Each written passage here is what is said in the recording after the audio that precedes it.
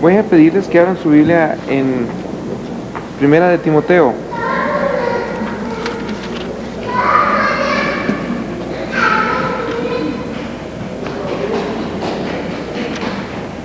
Capítulo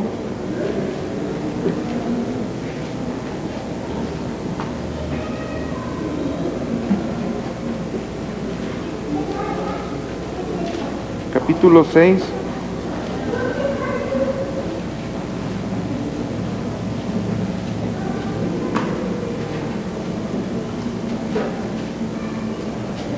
Versos 9 y 10.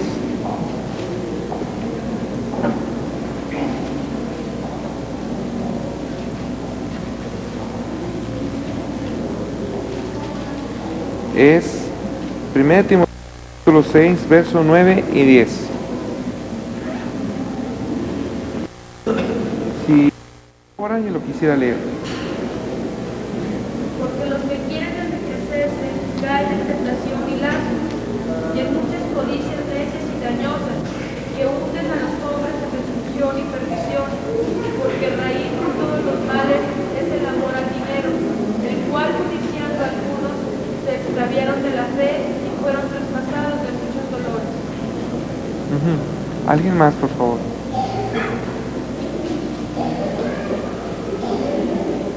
Porque los que se quieren enriquecerse caen en tentación y lazo, y en muchas codicias necias y dañosas, que hunden a los hombres en destrucción y perdición. Porque raíz de todos los males es el amor al dinero, el cual codiciando algunos se extraviaron de la fe y fueron traspasados de muchos dolores. ¿Alguien más, por favor? Quieren enriquecerse, caen en tentación y lazo, y en muchas codicias necias y dañosas, que hunden al hombre en destrucción y perdición. Porque raíz de todos los males es el amor al dinero, el cual codiciando algunos se extraviaron de la fe y fueron traspasados de muchos dolores. Ahora, por favor, el verso 11 y 12. Tú, hombre de Dios, huye de estas cosas y sigue la justicia, la piedad, la fe, el amor, la paciencia, la paciencia. Pelea la buena batalla de la fe, echa mano de la vida eterna, a la cual asimismo fuiste llamado, habiendo hecho la buena profesión delante de Dios. ¿Alguien más que lea el 11 y 12? Mas tú, hombre de Dios, huye de estas cosas y sigue la justicia, la piedad, la fe, el amor, la paciencia, la mansedumbre. Pelea la buena batalla de la fe, echa mano de la vida eterna, a la cual asimismo fuiste llamado, habiendo hecho la buena profesión delante de muchos testigos. Bien. Hay un versículo que dice que toda planta que mi padre no plantare será arrancada. ¿Sí lo recuerdan? Bien. No recuerdo el versículo, pero dice toda planta que mi padre no plantare será arrancada.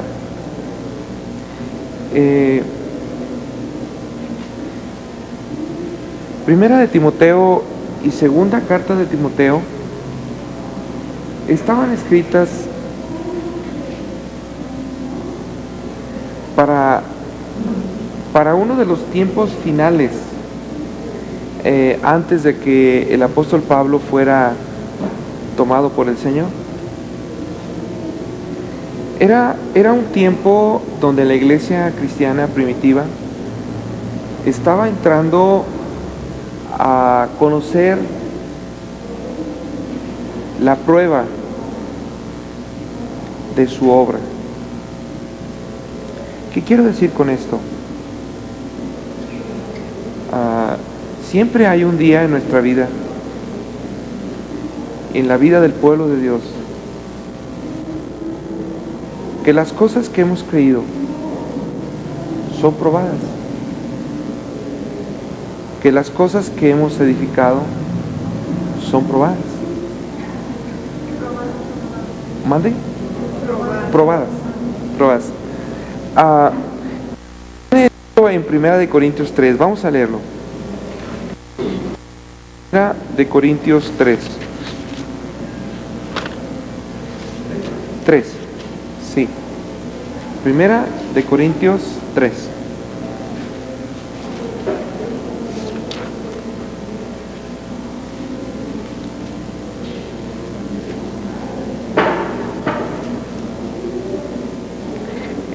El verso 11, 12, 13, 14 y 15.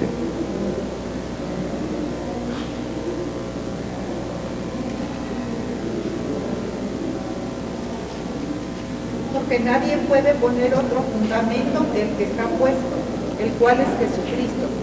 Y sobre este fundamento alguno edificare oro, plata, piedras preciosas, madero, heno, hojarasca, la obra de cada uno se hará manifiesta, porque el día la declarará, pues por el fuego será revelada, y la obra de cada uno, cual sea el fuego, la probará. Si permaneciere la obra de alguno que sobreedificó, recibirá recompensa. Si la obra de alguno se quemare, él sufrirá pérdida. Si bien, él mismo será salvo, aunque así como por fuego. Aquí está diciendo que la obra de cada uno será probada. Porque vivimos en un mundo donde hay fuego constante.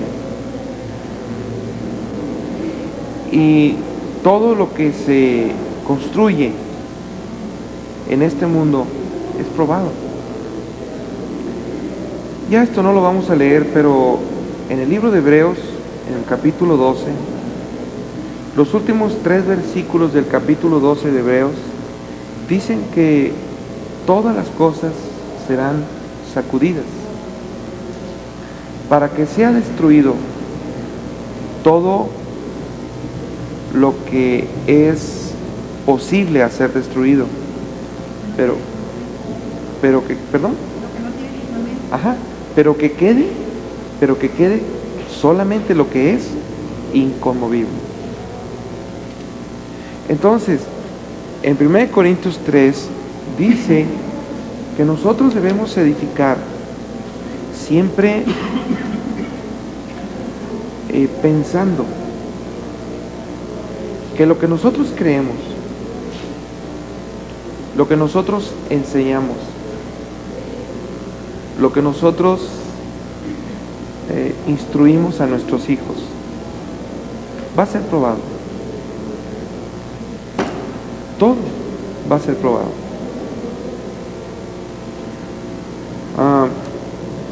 Esto lo entendía muy bien el apóstol Pablo. En el libro de Hechos, en el capítulo 20,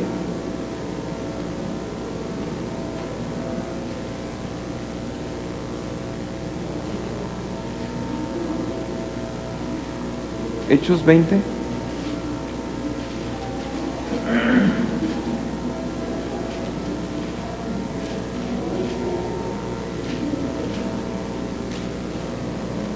verso 25 y 26 y 27. Y ahora, he aquí, yo sé que ninguno de todos vosotros, entre quienes he pasado predicando el reino de Dios, verá más mi rostro. Por tanto, yo os protesto en el día de hoy, y estoy limpio de la sangre de todos, porque no he rehuido anunciaros todo el consejo. El apóstol Pablo aquí estaba presentando esa carga de su corazón a la iglesia de Éfeso y les estaba diciendo: estoy seguro que ya no van a ver mi rostro. Dice, pero todo el consejo que Dios me ha dado, dice, lo he dicho a ustedes. Y ahí, en los siguientes versículos, les da las últimas recomendaciones, hablando de una despedida.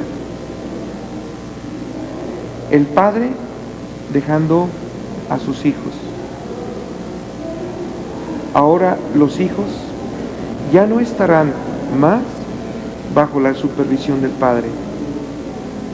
Ellos van a tener que enfrentar sus propios problemas. Ellos van a tener que buscar a Dios. Ellos van a tener que cuidar de la iglesia de Jesucristo. Ellos van a tener que estar supervisando todas las cosas.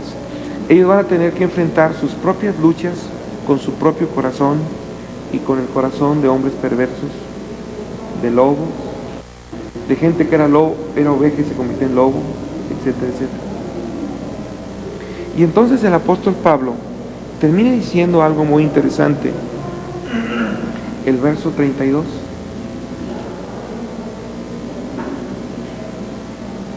Y ahora, hermanos, os encomiendo a Dios de la palabra de su gracia, la cual es poderosa para sobreedificar cuidado de excelencia con todos los santificados.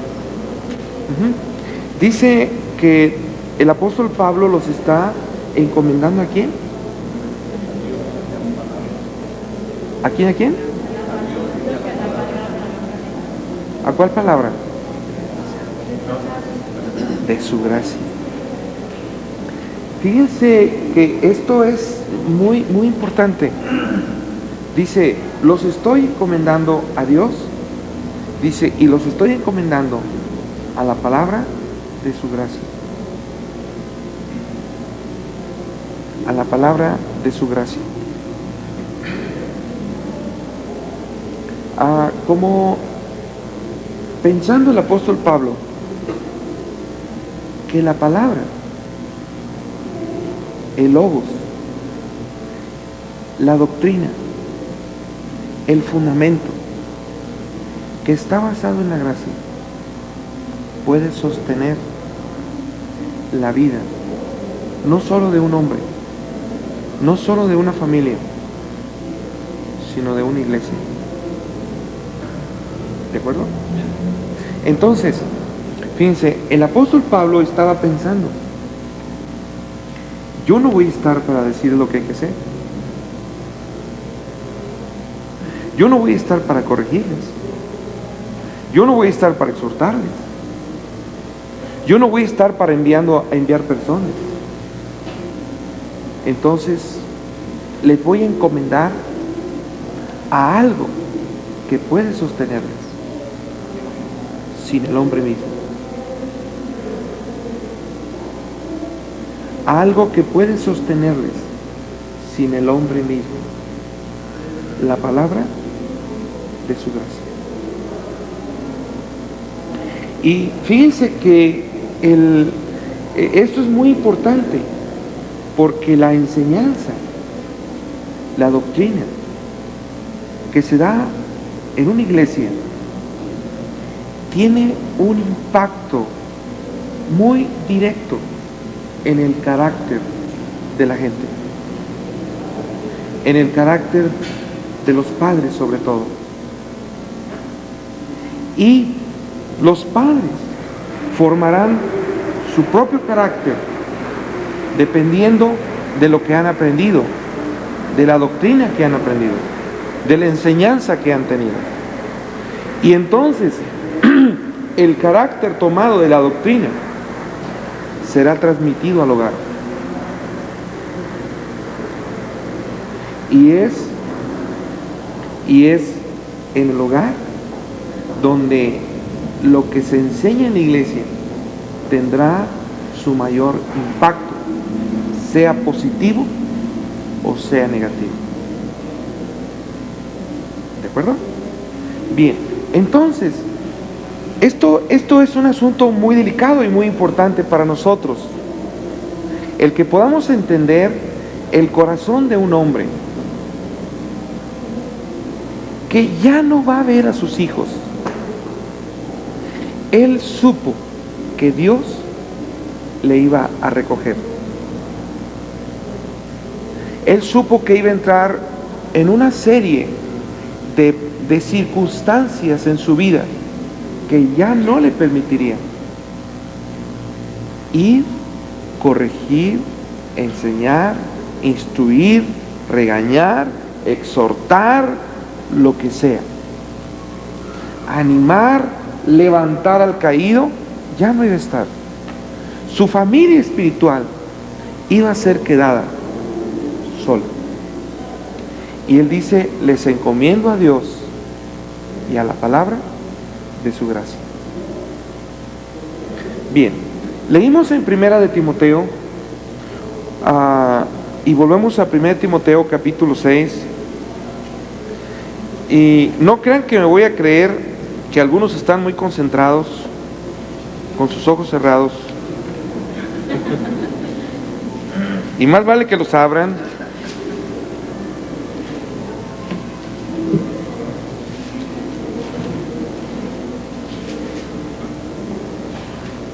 Y vamos nuevamente a leer el verso 9 y el verso 10. Porque los que quieren enriquecerse caen en tentación y lazo, y en muchas codicias necias y dañosas que hunden a los hombres en destrucción y perdición. Porque raíz de todos los males es el amor al dinero, el cual codiciando algunos se extraviaron de la fe y fueron traspasados de muchos dolores. Verso 9 y verso 10 hace resaltar un problema de la naturaleza humana, con el cual todos los hombres, todas las mujeres, todo ser humano tiene que enfrentar. ¿Cuál es? La codicia. La codicia. ¿De acuerdo?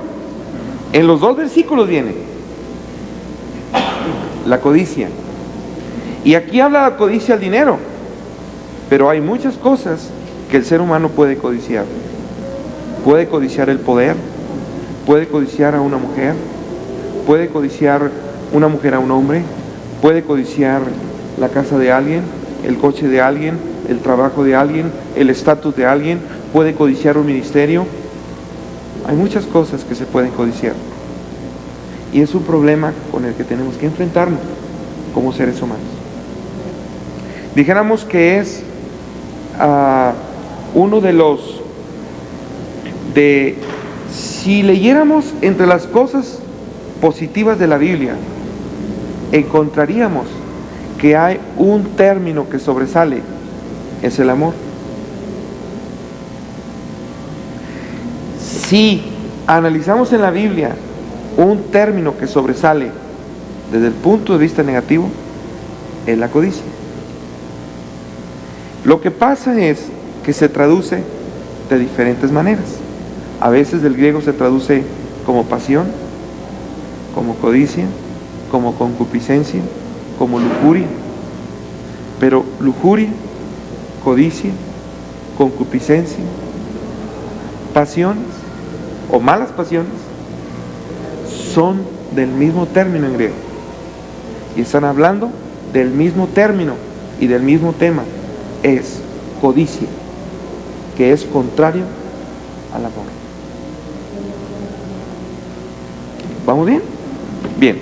Ahora, ¿cuál es la respuesta que el apóstol Pablo le está dando a Timoteo? La respuesta a la codicia. ¿Cómo Timoteo puede ser preservado de la codicia?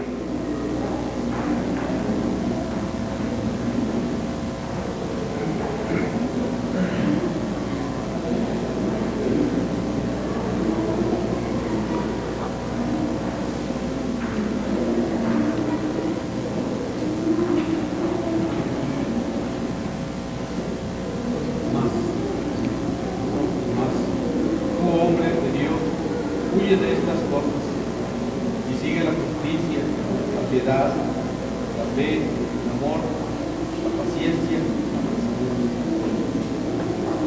Pelea la buena batalla de la fe, echa mano de la vida eterna, a la cual asimismo fuiste llamado, habiendo hecho una buena acción delante de muchos testigos.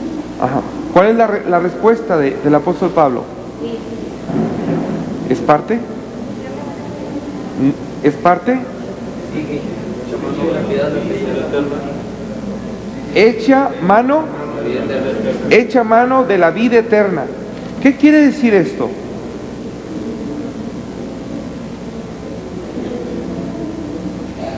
¿Qué quiere decir echar mano de la vida eterna?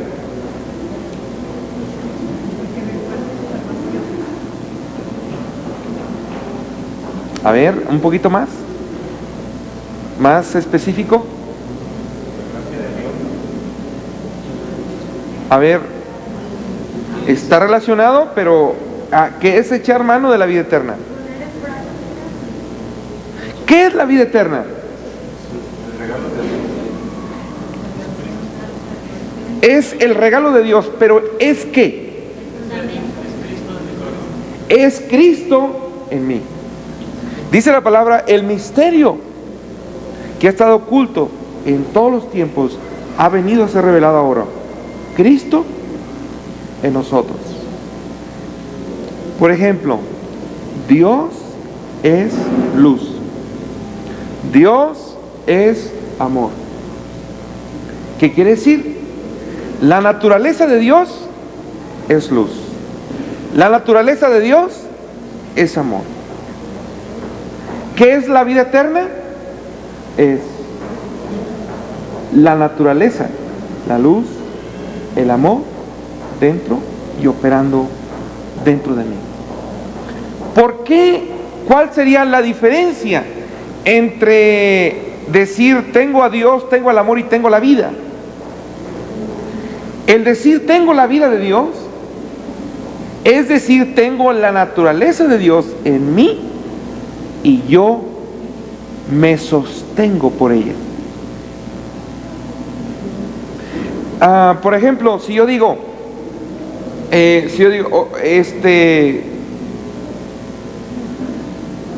hay una frase que habla de que vemos a alguien o algo, no, le falta más vida. ¿Qué decimos con eso?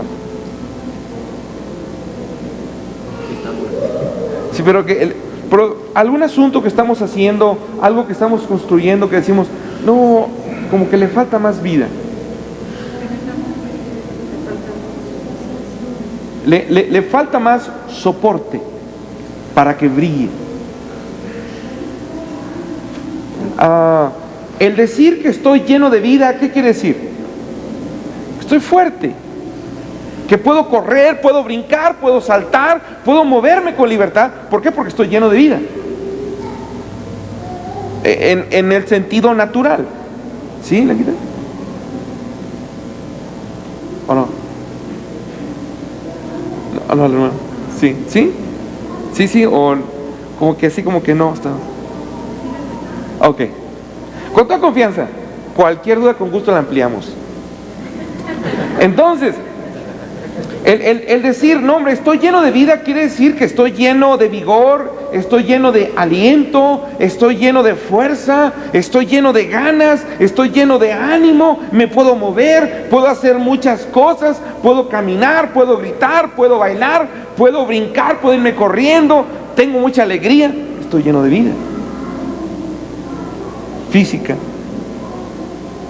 Ahora, lleno de vida espiritual, estoy lleno de fuerza, estoy lleno de amor, estoy lleno de luz, estoy lleno para manifestar todo lo que Dios es.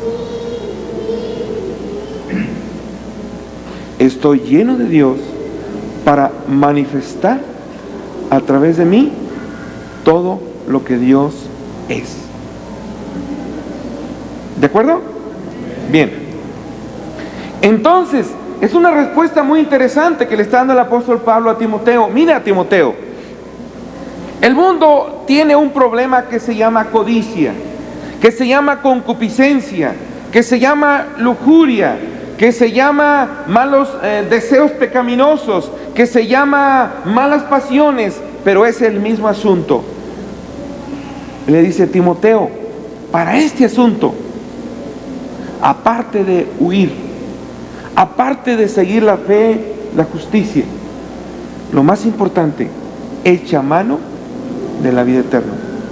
Dicho de otra manera, llénate de la vida de Dios.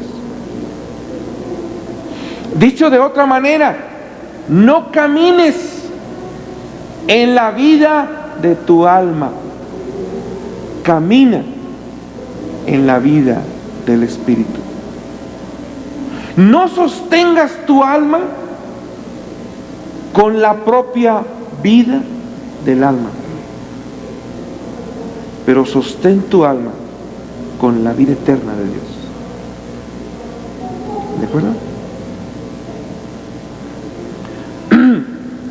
Esto quiere decir que la diferencia entre ir de aquí a México caminando o irme en avión.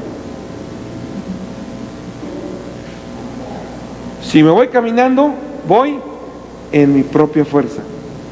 Si voy en avión, voy en la fuerza de los turbos. Es diferente. ¿De acuerdo? Entonces, dice Timoteo, echa mano de la vida eterna. No te engañes. No te engañes. Echa mano de la vida eterna.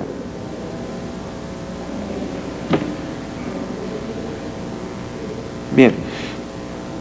Ahora vamos a ver algo importante que nos debe enseñar la palabra. ¿Cómo nosotros podemos tener más vida de Dios? Romanos capítulo 5.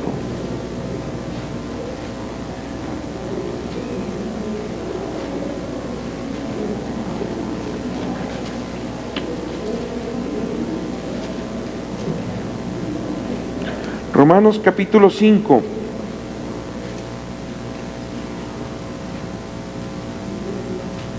Verso 17. ¿Qué dice? Pues si por la transgresión de uno solo reinó la muerte, mucho más reinará en vida por uno solo, Jesucristo, los que reciben la abundancia de la gracia y del don de la justicia. ¿Alguien trae esta traducción? ¿La 89? ¿Víctor Flores? No la trajiste, Víctor. Fíjense cómo traduce la versión 89, verso 17.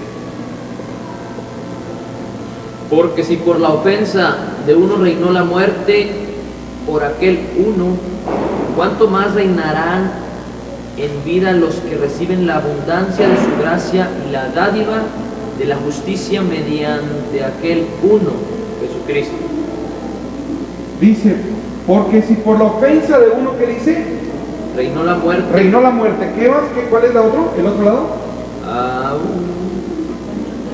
¿Cuánto más reinará en vida los que reciben la abundancia de su gracia? Los que reciben la abundancia de su gracia, ¿reinarán qué? Reinarán en vida.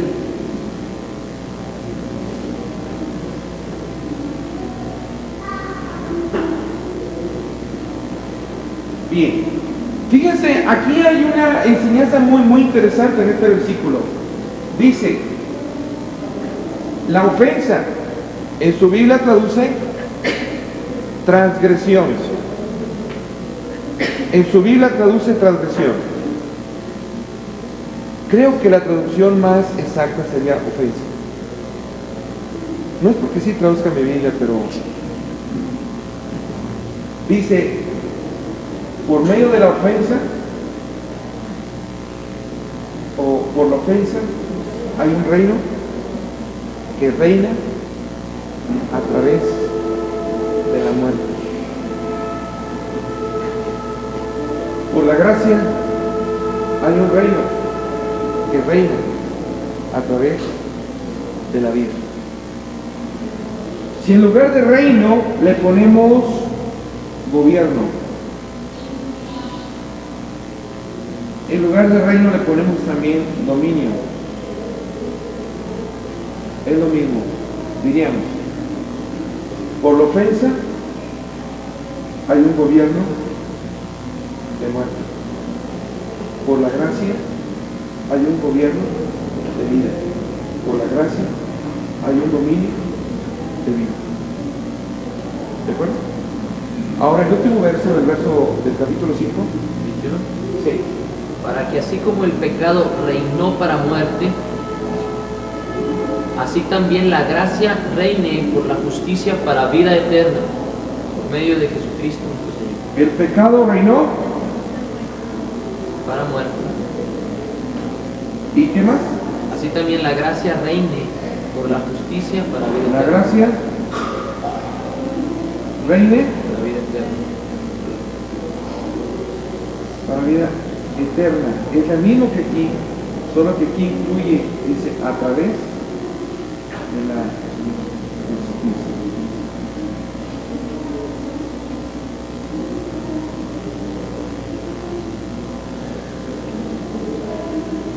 Bien, el asunto, creo que, vamos a hacer un paréntesis, el asunto de estar tocando este tema es que Dios quiere que nosotros tengamos victoria contra la codicia.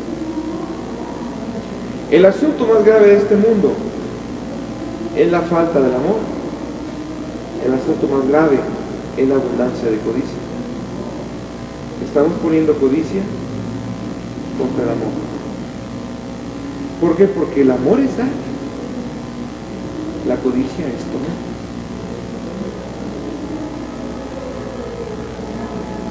Entonces, como que es importante entender el fundamento. ¿Por qué Pablo en dos escrituras está diciendo la misma cosa con dos términos diferentes? A Timoteo le dice: Timoteo, este es tu éxito. Iglesia de Éfeso, este es tu éxito. A Timoteo, ¿qué le dijo? Echa mano de la vida eterna. A los efesios, ¿qué les dijo? Los encargo a la palabra de gracia.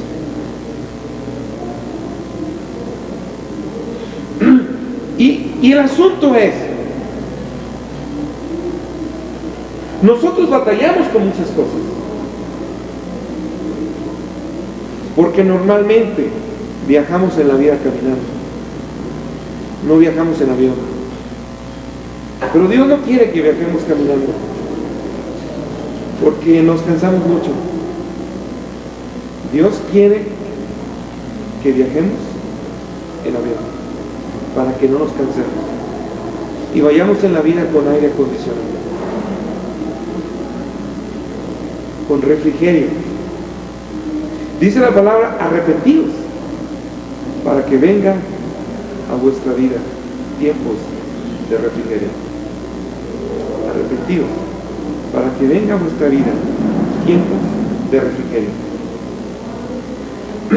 Bien, ¿quedó claro esto? Bien, ahorita vamos a ver lo que es la gracia. Y ahorita vamos a ver cómo o en qué consiste el fundamento de la gracia. Pero antes de eso, quisiera mostrarles un asunto que viene en Romanos capítulo 7.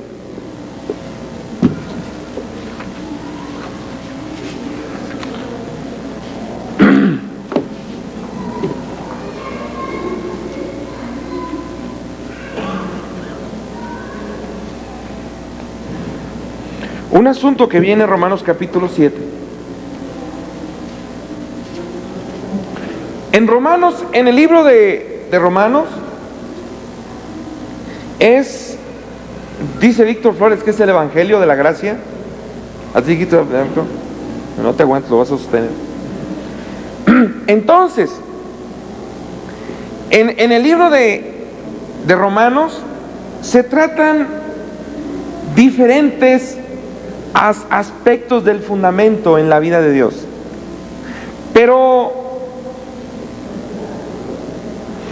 El libro de los Romanos es como el trato de Dios con los judíos. Es como el trato de Jesús con los judíos. Los judíos estaban tan interesados en decir y en hablar sobre la ley de Moisés. Y el Señor Jesucristo les dijo: tienen razón, cúmplanla. Pero cúmplanla completamente. Hasta que dijeron: no podemos. Y dice en Gálatas: el fin de la ley es Cristo. O sea, la ley nos lleva a Cristo. La ley nos lleva a Cristo. Porque la ley me hace darme cuenta de mi incapacidad y de mi necesidad de algo que no esté basado en mí, sino algo que esté basado en Dios. Y el asunto que toca el apóstol Pablo en el capítulo 7 es la codicia.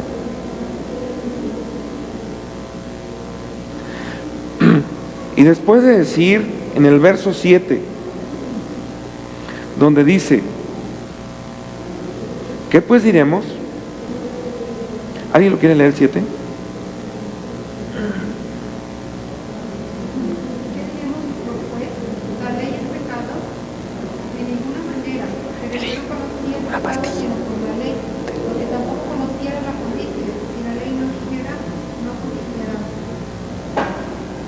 Dice: no conocían la codicia, si la ley no dijera no codiciarás.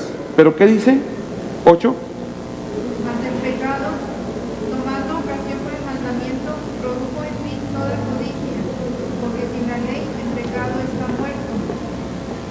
Y yo sin la ley vivía en un tiempo, pero venido el mandamiento, el pecado revivió y yo morí. Ajá. Aquí ponemos esto: mandamiento.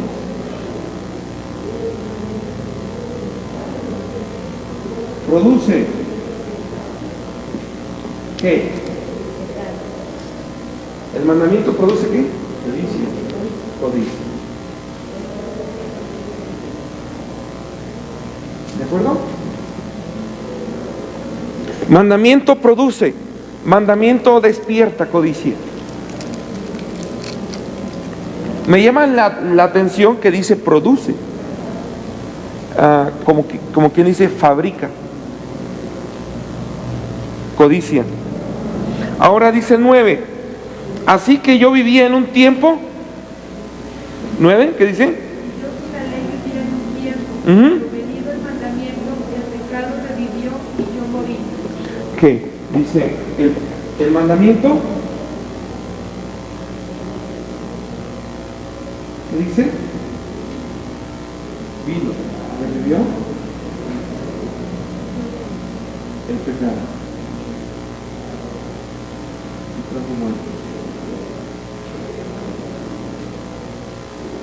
Mandamiento, revivió, pecado y morir.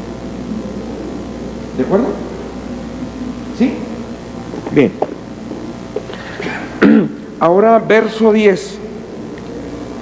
Y hallé que el mismo mandamiento que era para vida, a mí me resultó para muerte.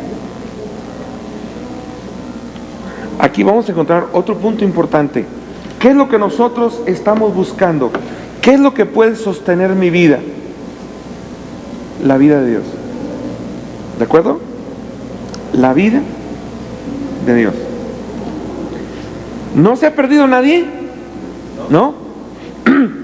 ¿Qué es lo que el apóstol Pablo le dice a Timoteo? Echa mano de la vida eterna. Porque de tal manera amó Dios al mundo, para que todo aquel que en él cree no se pierda, sino tenga vida. Y en el principio era el Verbo, y el Verbo era con Dios, y el Verbo era Dios. Y en él estaba la vida, y la vida era la luz de los hombres. Entonces, el éxito para que yo pueda caminar en acuerdo a la perfecta voluntad de Dios es que yo tenga vida de Dios. Si yo no tengo vida de Dios, no puedo vivir en la voluntad de Dios. Si yo tengo vida de Dios, voy a vivir en la voluntad de Dios.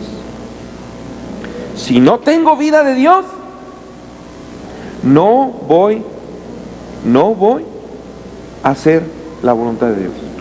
Y dice, el mandamiento era para vida, pero ¿trajo vida? No, trajo muerte. Entonces, la conclusión, ¿por qué? ¿Por qué el mandamiento que era bueno produjo codicia? ¿Por qué el mandamiento revivió el pecado? Porque el mandamiento no tiene vida.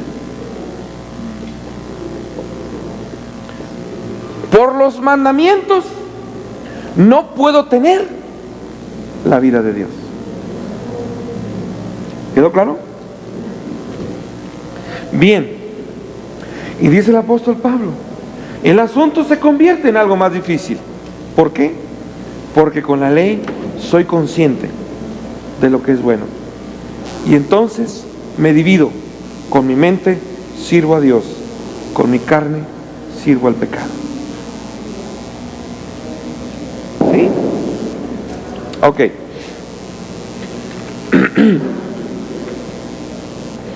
Verso 8, capítulo 8, ¿qué dice? No, el capítulo 8, verso 1.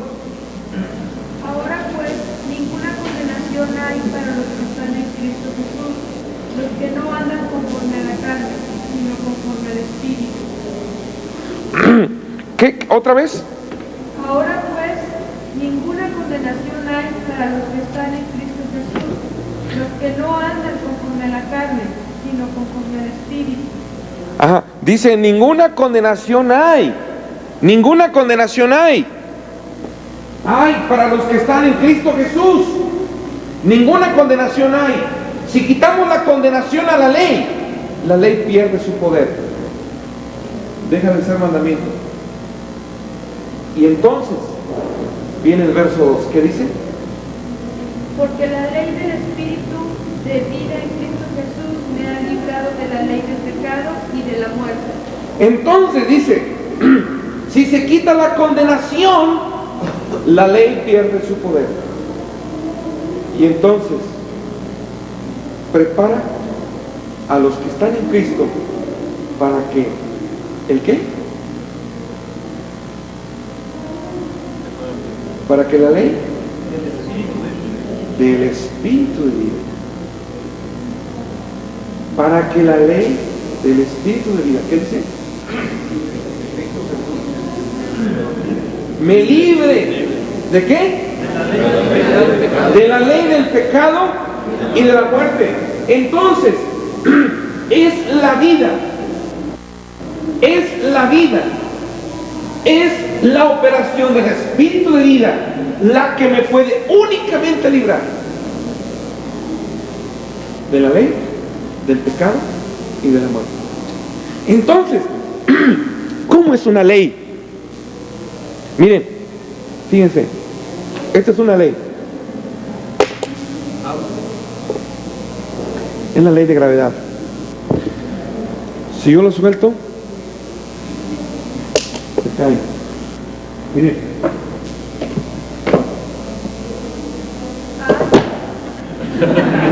Esta es otra ley. Esta se llama la ley peligrosa de gravedad. Entonces, así es el pecado.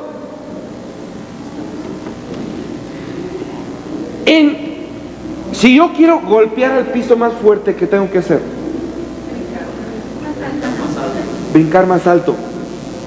Si yo le pongo más fuerza, brinco más alto y caigo más fuerte.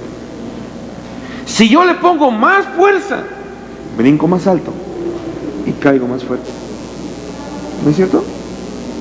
Entonces, así es el pecado.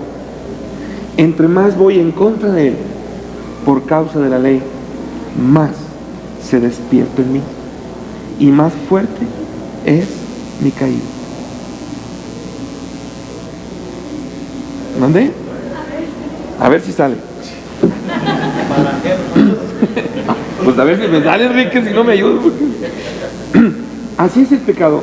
Entre más trato de librarme de él por causa de la ley, más caigo en él.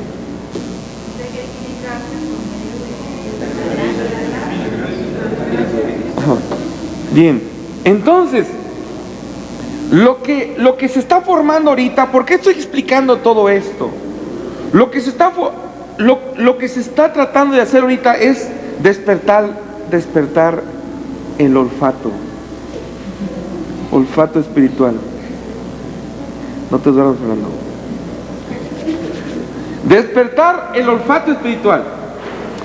O sea, el discernimiento para que yo no tenga la posibilidad de caer en un aspecto de ley que despierta mi fuerza y que me hace hundirme más al final, pero que yo pueda estar en ese maravilloso mover del espíritu de vida.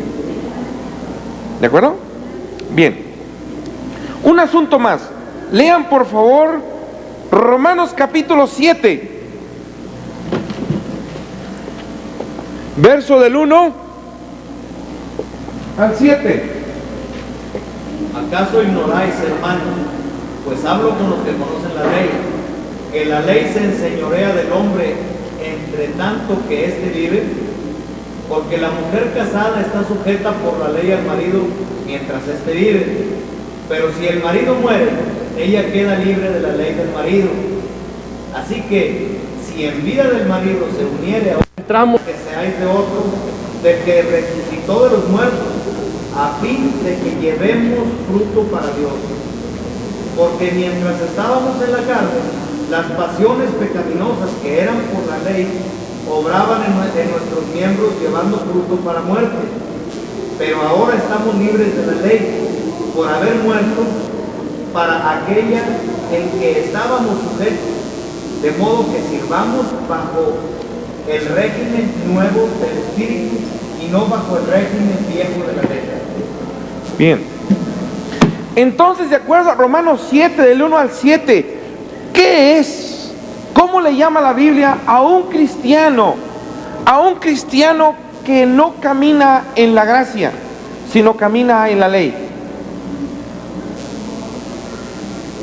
Legalista. ¿Lo acaban de leer? Adúltero. Un cristiano, un hombre, una mujer que ha nacido en Cristo y su vida no la camina en la gracia, pero la camina en el mandamiento, la camina en la ley, es un adúltero.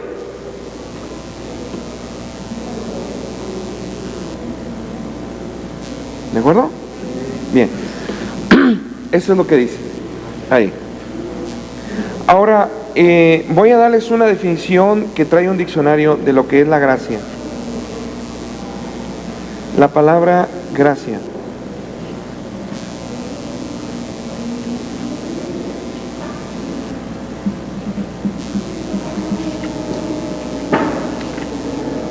Gracia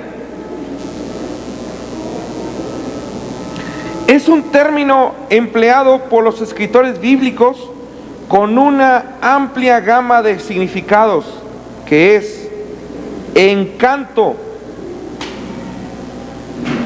dulzura, hermosura.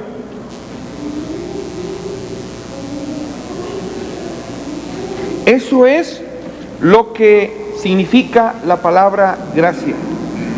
Encanto, dulzura, hermosura. ¿De acuerdo? Entonces ahorita vamos a quitarnos de la mente por un momento que gracia significa favor, que es lo que nos han enseñado. Vamos a dejar por un momento para poder entender el significado primario. El significado primario de la gracia es encanto, dulzura, hermosura. ¿Por qué queremos olvidarnos por un momento de que significa favor? De que gracia es favor inmerecido. Queremos olvidar un poquito de eso porque un favor inmerecido viene como consecuencia de la gracia. El que tiene gracia es llevado a tener favor con quien tiene gracia.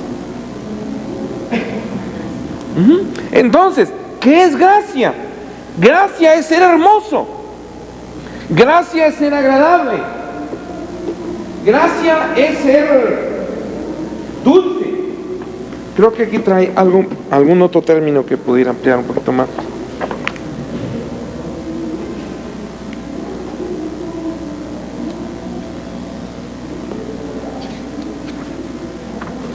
Gracia. Aquí lo enfoca desde ese punto de vista. Gracia, dice, tiene varios usos. De un punto de vista objetivo, es aquello que otorga, u ocasiona placer, delicia, a causa de una actitud favorable.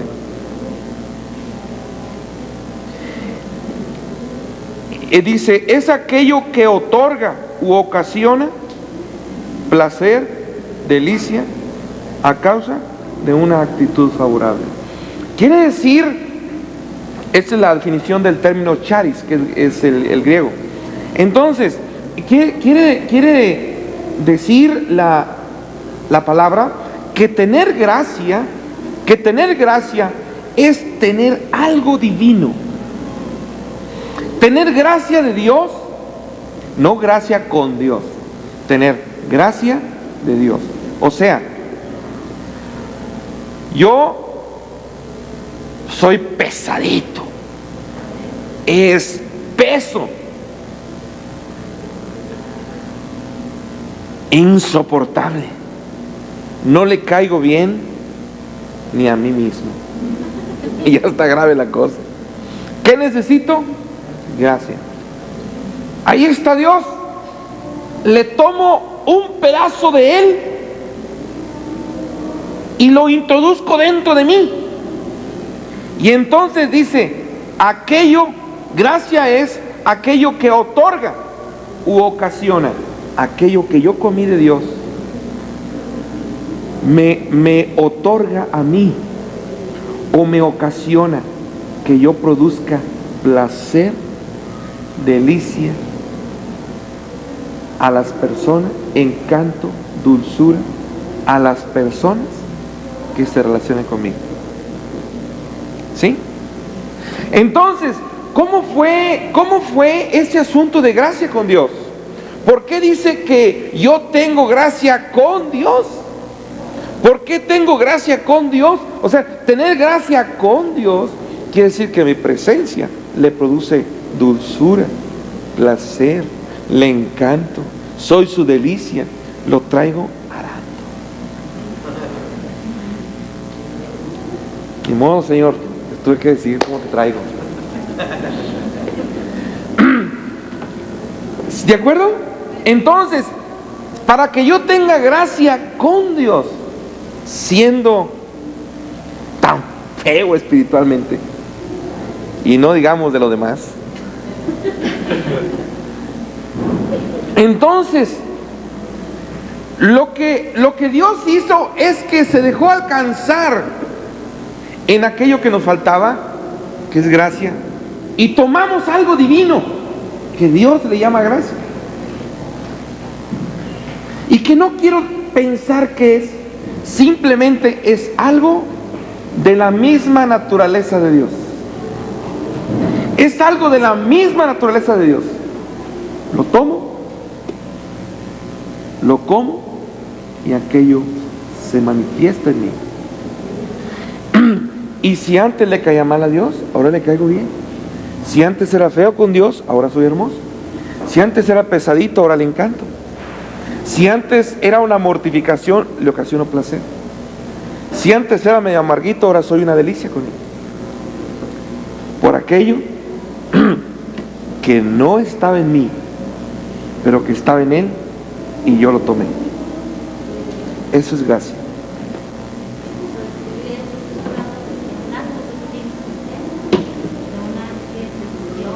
Bien, ahorita lo que quisiera que quedara claro es qué es la gracia. Y ahorita vamos a ver un fundamento que nos ayude a tomarla.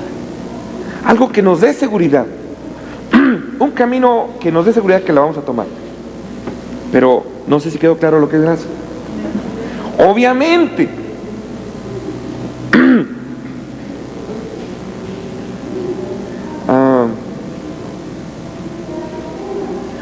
cuando una esposa quiere que su esposo le regale pues un coche nuevo,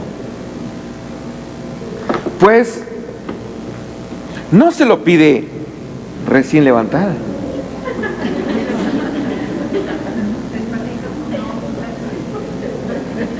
No se lo pide cuando apenas acaba de sacar las uñas.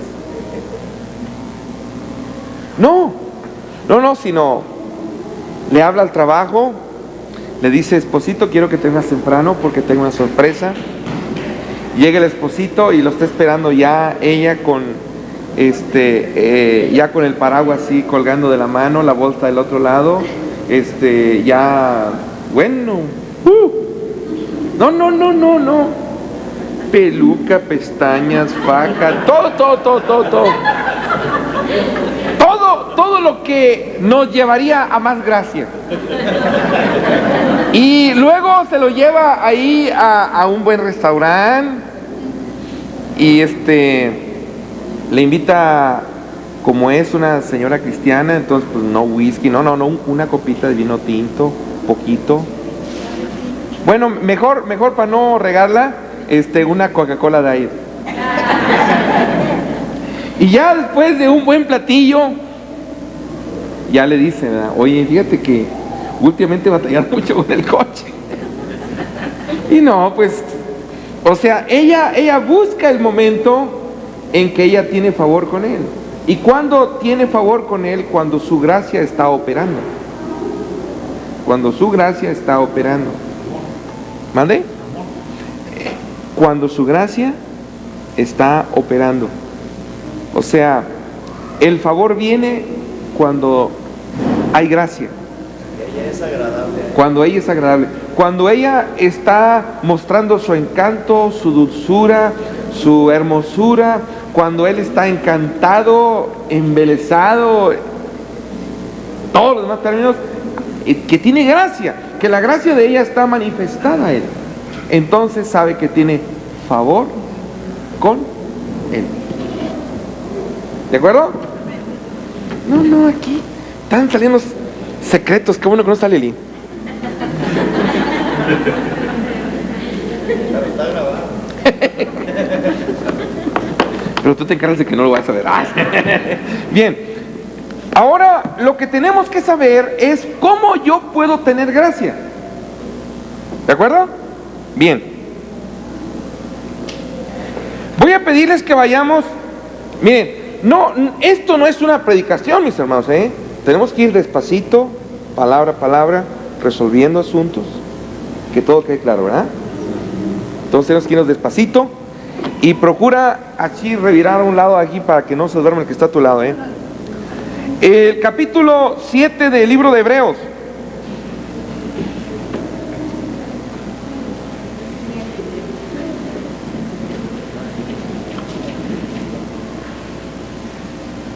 Verso 4. Verso 1. A ver, alguien lea el verso 1. Porque Melquisedec, rey de Salem, sacerdote del Dios Altísimo, que salió a recibir a Abraham, que volvía de la derrota de los reyes y le bendijo. El verso 2. A quien asimismo dio a Abraham los diezmos de todo, cuyo nombre significa primeramente Rey de Justicia y también Rey de Salem, esto es, Rey de Paz. Bien, verso 3. Sin padre, sin madre, sin genealogía, que ni tiene principio de días, ni fin de vida, sino hecho semejante al Hijo de Dios, permanece sacerdote para siempre. Ahora el 4. Considera, pues, cuán grande era este, a quien aún Abraham, el patriarca, dio diezmos del botín. 5. Ciertamente los que de entre los hijos de Leví reciben el sacerdocio tienen mandamiento de tomar del pueblo los diezmos según la ley, es decir, de sus hermanos, aunque estos también hayan salido de los lomos de Abraham. 6. Pero aquel cuya genealogía no es contada de entre ellos, tomó de Abraham los diezmos y bendijo al que tenía las promesas. 7. Y sin discusión alguna, el menor es bendecido por el mayor. El 8. Y aquí ciertamente reciben los diezmos hombres mortales, pero allí uno de quien se da testimonio de que vive. Ahora el 9. Y por decirlo así, en Abraham pagó el diezmo también Leví, que recibe los diezmos. Bien. Aquí se está diciendo algo interesante. Fíjense para acá. Abraham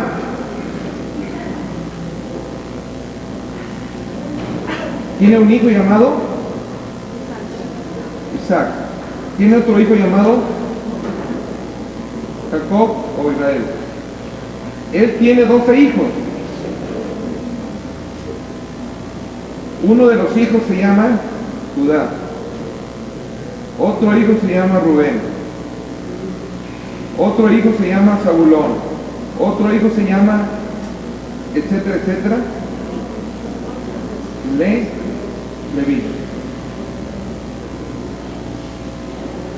Otro se llama Leví. Y tiene otro. ¿De acuerdo? Bien. Resulta que cuando Abraham vivía, Abraham dio diezmos. ¿A quién? A Melquisedec. ¿De acuerdo? Bien. Melquisedec, ¿qué dice? Bendijo a Abraham. Él era el mayor, él era el menor. ¿De acuerdo? Y dice, se establece una relación entre Abraham y Melquisedec. Abraham da los diezmos al que le puede bendecir. ¿Sí? Y el asunto que se está resolviendo ahí es, ¿cuál es mayor? ¿El sacerdocio de Melquisedec o el sacerdocio de Leví? Es el asunto que se está resolviendo ahí. ¿Cuál es mayor? ¿El sacerdocio de Leví o el sacerdocio de Melquisedec? ¿Por qué? Porque el sacerdocio de Cristo viene de Melquisedec y el sacerdocio de la ley viene de Leví. ¿De acuerdo? Entonces, lo que se está demostrando aquí es quién es mayor. El sacerdocio de gracia o el sacerdocio de ley. Y dice la palabra, la palabra, el mayor bendice al menor. Y dice, el menor da los diezmos al mayor, al que lo bendijo. Entonces dice, Leví dio sus diezmos a Melquisedec. Leví dio sus diezmos a Melquisedec. Por lo tanto, Melquisedec es mayor que Leví. Y la pregunta es, ¿cómo es posible esto? Si esto ocurre 300 años después. 250 años o 200 años después. ¿Sí? ¿Vamos bien? ¿Por qué Leví pudo dar diezmos a Melquisedec? Si Leví vivió 200 años después que Melquisedec. ¿Cómo se responde eso?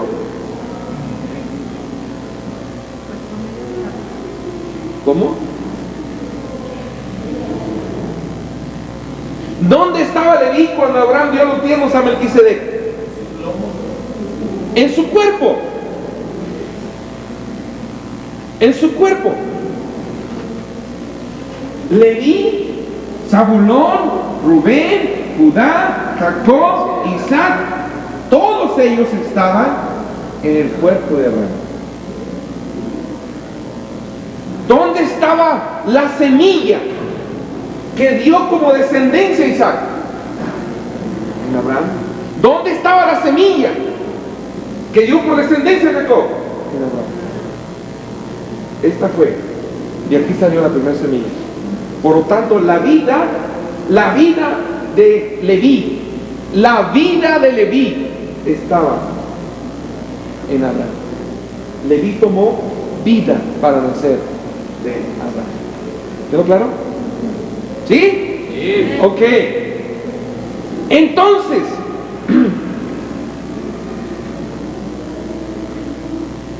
¿por qué todos nacemos pecadores? ¿Por qué David dice, en pecado me concibió mi madre? ¿Por qué David dice en el Salmo 51, en pecado me concibió mi madre? David está tratando el problema del pecado en el Salmo 51 en dos momentos. Dice, yo he hecho pecado, dice David, pero yo también nací en pecado. ¿Sí? ¿Por qué? Porque su papá de David nació en pecado. Y porque el papá del papá del papá del papá del papá del papá del papá, chorrocientos años antes de David, fue Adán. Y Adán pecó. ¿De dónde tomó David vida? De Adán. ¿De acuerdo? ¿Por qué David era pecador? No solo porque hizo pecado, pero David era pecador aún sin hacer pecado. Porque David, había cometido pecado desde que estaba en los lomos de Adán. ¿De acuerdo? ¿Sí? Entonces, ¿de dónde vino la vida? De Adán. David estaba en el cuerpo de Adán cuando Adán pecó con Dios. Cuando Adán fue echado fuera de la presencia de Dios, David fue echado fuera de la presencia de Dios, porque David estaba en el cuerpo de Adán. ¿De acuerdo? Bien. Resulta que hay algo que se dice muy increíble del Señor Jesucristo en el Salmo 45.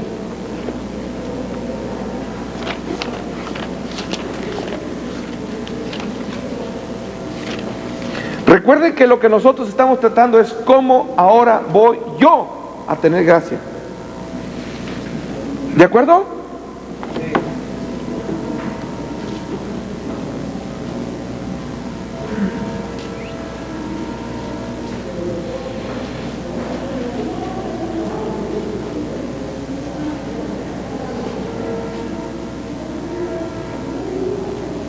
Verso 1. Rebosa mi corazón palabra buena, dirijo al rey mi canto. Mi lengua es pluma de escribiente muy ligero. A ver, Enrique, otra vez. Ya lo tuvieron todos. Mire, es muy importante esta parte. Salmo 45, 1 y 2. Otra vez, por favor. Rebosa mi corazón palabra buena, dirijo al rey mi canto. Mi lengua es pluma de escribiente muy ligero. Eres el más hermoso de los hijos de los hombres. La gracia se derramó en tus labios. Por tanto, Dios te ha bendecido para siempre. Bien. ¿Qué es lo que estamos viendo aquí? ¿De quién está hablando aquí? De Cristo. Y dice, Cristo, el más hermoso, ¿de quién? De los hijos de los hombres. De los hombres. Como Él es el más hermoso de los hijos de los hombres, entonces Dios le ha bendecido. Porque, ¿qué dice el verso 2? Eres el más hermoso de los hijos. ¿Y qué más? La gracia se derramó en tus labios. Porque tiene gracia. Dios le ha bendecido, porque Él es el más hermoso de los hombres. ¿De acuerdo? Entonces, ¿en dónde Dios tuvo placer? En Cristo. ¿En dónde Dios apreció la hermosura de un hombre? ¿En dónde Dios quedó completo y satisfecho? En Cristo. Y quiero decirles, en Isidro quedó satisfecho. Porque Cristo me dio de sus genes espirituales. Porque soy nacido nuevo. Aleluya. Entonces yo estaba en Cristo cuando Cristo era hermoso. Tú estabas en Cristo cuando Cristo tenía gracia con Dios. Entonces tú tienes gracia con Dios. ¡Aleluya! ¡Qué bárbaro!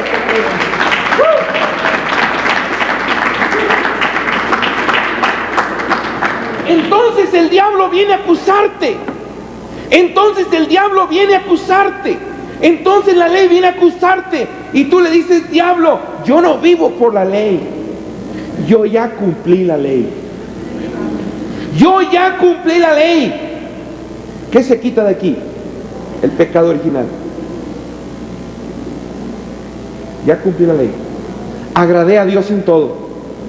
Se quita el pecado original.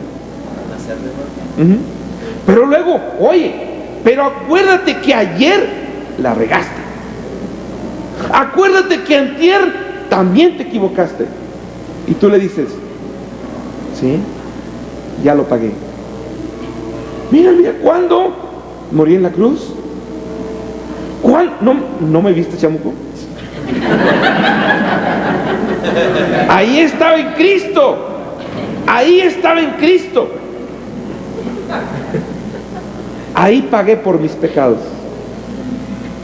Mi vida es la misma vida que estaba en Cristo cuando Cristo estaba sufriendo. Yo vivo porque Él vive. Ese es el fundamento de la gracia. ¡Dale un aplauso al Señor! Gloria a ti, Padre.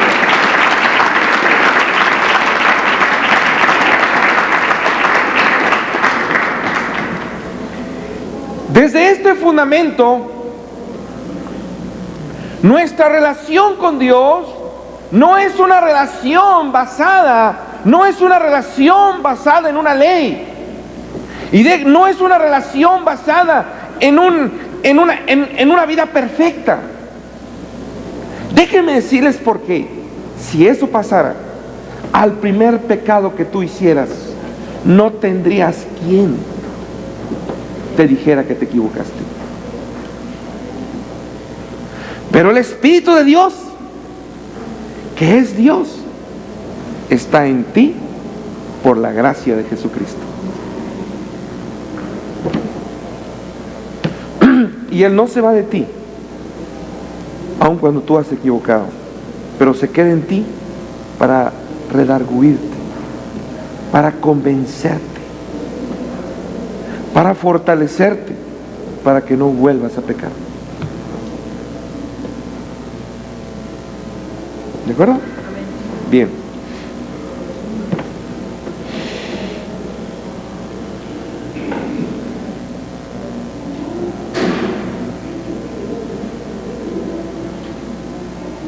Quisiera dejarle ahí, porque ya solo tendríamos que decir lo siguiente.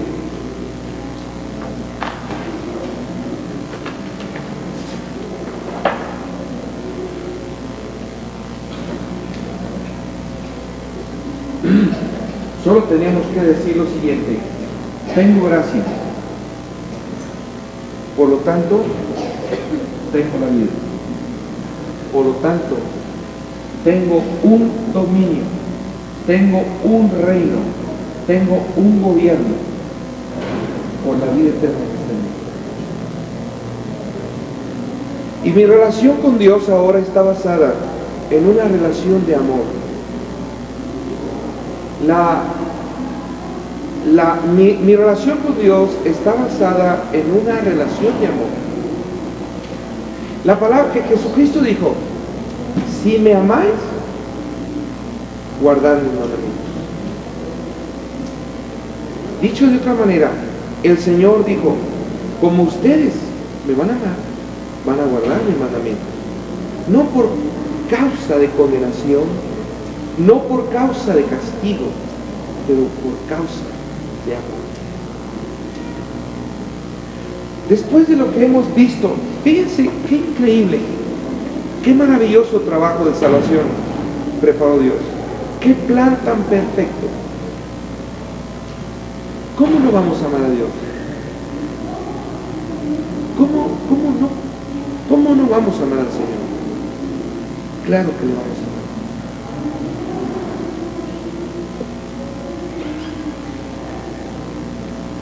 Pero nuestro deseo es agradar a Dios por amor. Esa es la obediencia que la palabra le llama adoración. Adoración es obedecer a Dios por amor. Adoración es obedecer a Dios por amor. Entonces hay un gobierno ahora, y es el gobierno del amor de Dios. Y ese amor de Dios es el que nos lleva a buscar. ¿Por qué estamos ahorita aquí? ¿Por qué investigamos la palabra? Porque no estamos agradando a Dios, porque vemos que estamos fallando, porque vemos que las cosas no nos salen, y porque hay un profundo amor que dice: Dios, yo quiero agradarte. Por eso estamos buscando la palabra. ¿Cómo no será grandioso Dios? Fíjense, cuando Dios nos habla de Abraham, de la fe de Abraham, de un hombre que pudo creer a Dios, dice la palabra en esperanza contra esperanza. O sea, poniendo su corazón en una esperanza con Dios, sabiendo que no le fallaría y que haría todo lo que Dios le había prometido, a pesar de una contraesperanza que surgía de todas las circunstancias. Y Dios nos dice que Abraham se fortaleció en Dios y no juzgó la palabra, no juzgó la promesa, la creyó y se mantuvo en ella, a pesar de que ya su cuerpo estaba casi como muerto y su esposa Sara siempre había sido estéril. Pero él creyó a Dios y él vino a ser padre de la fe. Pero cuando la palabra nos habla de Abraham y exalta a Abraham, no está pensando Dios que nosotros seguimos a Abraham, pero Dios lo que está diciendo es: mundo, iglesia, yo hago hombres como Abraham. ¿Me entienden? Lo que Dios nos está diciendo: Abraham, ¿quién era? Era un de Ur de los caldeos, era un caldeo, era un hombre que ni siquiera nunca había escuchado de nada, pero Dios lo toma, Dios camina con él, Dios lo introduce en la tierra, Dios le enseña cosas, Dios lo forma, y Dios la prepara de Abraham un hombre de fe, un hombre que pudo cambiar el mundo en aquel tiempo, un hombre que dejó un fundamento en la historia de la humanidad. Y la palabra nos muestra eso para que yo sepa que el Dios que hizo a Abraham, ese es mi Dios, y hará en mí lo que Él dijo que hará.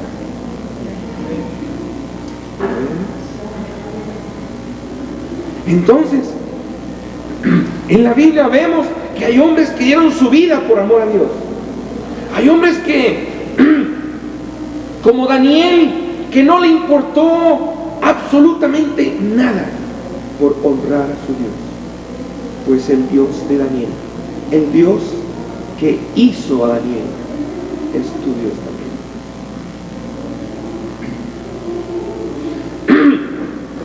El Dios que hizo que hubiera un hombre como David, un hombre que amó tanto a Dios, un hombre que decía, un hombre que decía que él prefería un minuto con Dios que 1000 años fuera de Él. Es el mismo Dios que le hizo a él, es el mismo Dios que está haciéndote a ti. Por eso dice la palabra por gracia, y con esto concluimos. Por gracia sois salvos, por medio de la fe.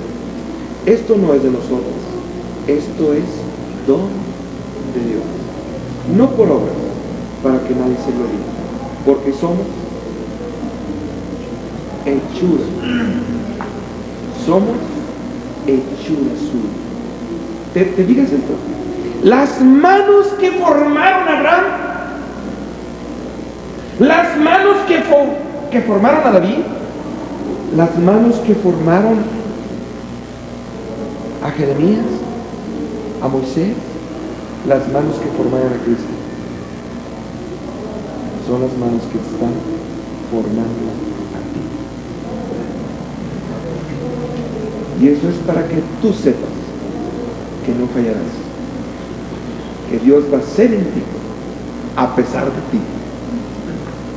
A pesar de ti, y a pesar de tus hermanos que no te ayudan, y a pesar de los pastores que te tocaron, mira, Dios va a hacer de ti ese proyecto, porque eres hechura suya, creado en Cristo Jesús, para hacer las poderosas obras de Dios.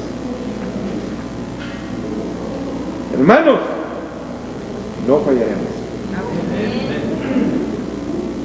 Estar en Cristo es estar disfrutando. Cuando dice, pero el Espíritu de vida en Cristo Jesús te librará de la ley del pecado, de la muerte, en Cristo.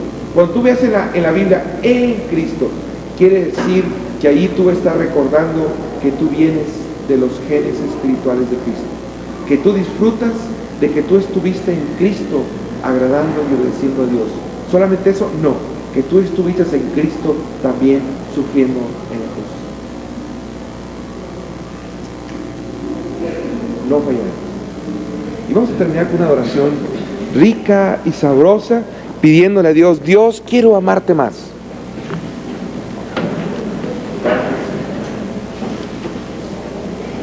¿Ya pondrían el micrófono? Raúl. Sí. Raúl.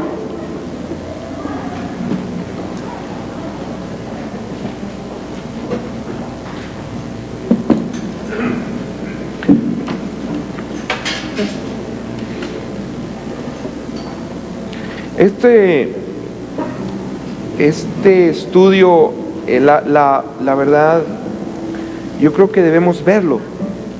Yo lo voy a volver a escuchar para aprenderlo,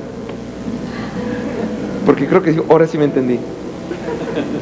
Este cassette se grabó para que lo volvamos a escuchar. Un micrófono, Raúl.